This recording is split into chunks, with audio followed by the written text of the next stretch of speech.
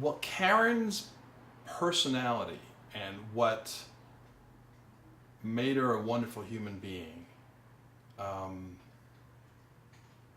and her work, the way she approached her acting, which was very natural and kind of a real, and she had she was a very original person.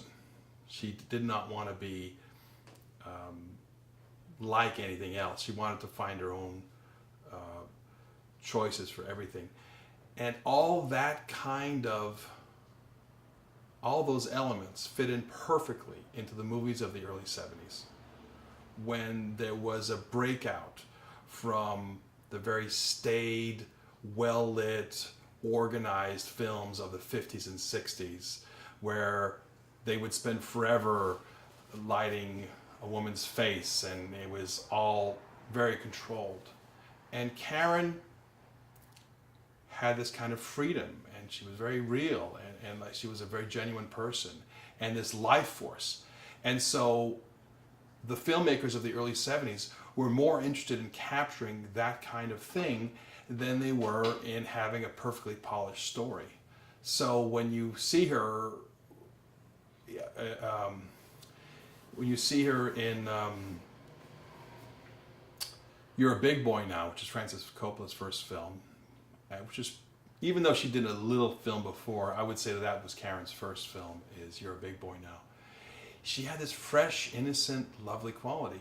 And then in Easy Rider, she played this hooker and just kind of this wonderful person you wanted to know, even though she was a prostitute. She was there was this really interesting quality about her. And that's because she invested everything with what she thought was real. She didn't copy behavior from anybody else. She didn't have a set way of behaving, even in life.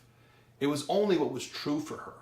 People have ways of acting in life where they imitate the ways of speaking and the ways of reacting to situations that they've learned watching movies or books or reading books or TV. They have like a way of reacting. You're like, oh my God, for example.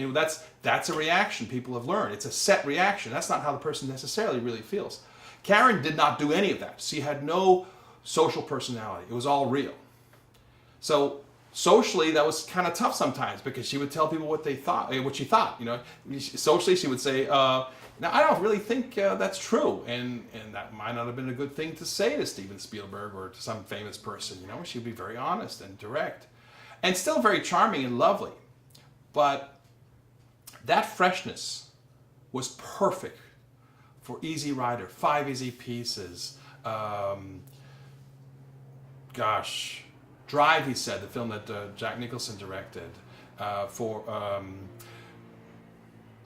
There's so many films, but in those films, she had this incredible personality, and so the kind of polish, the kind of sitcom acting, she couldn't do. She really could never do sitcom acting. She tried. It was very hard. It was very difficult for her because she approached it. Well, what would this character really say? How would this character react to things? She's very interested in the character. So she became a star in the early 70s, but she always remained true to what she thought the work should be about, and she cared more about the acting and the character than she did about Hollywood politics. I think if she'd been a better politician and not as good an actor, I think she would have done better. But that's the way she was. She was an original, and she was an iconoclast. Somebody who breaks icons. She's just no longer your typical movie star. She was just a real person.